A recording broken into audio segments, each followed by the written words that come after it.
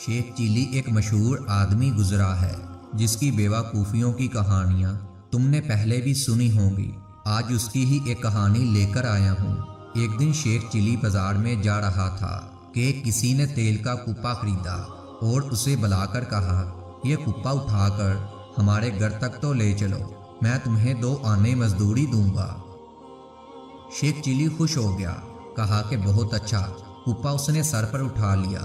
اس کے دل میں خیالی پلاؤ پکنا شروع ہو گئے۔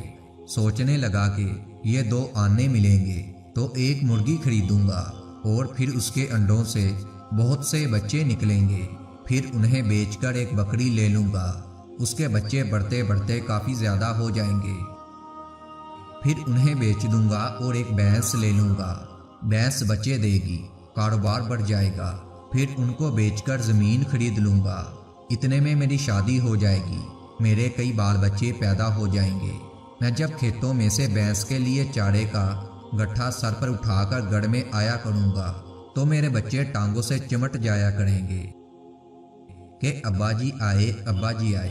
میں جھڑک کر کہوں گا کہ ہٹو ہٹو، گٹھا زمین پر پٹک دوں گا۔ یہ خیال آتے ہی شیخ چیلی نے تیل کے کپے کو چاڑے کا گٹھا سمجھ کر زمین پر دے مارا اور تیل سارے کا سارا زمین پر پھیل گیا۔ تیل کے مالک نے کہا، ارے نالائق، کیا تم نے بھنگ پی ہے کہ 10 روپے کا تیل گرا کر سب خاک میں ملا دیا؟ پہلے کے زمانے میں 10 روپے کی بڑی ویلیو تھی۔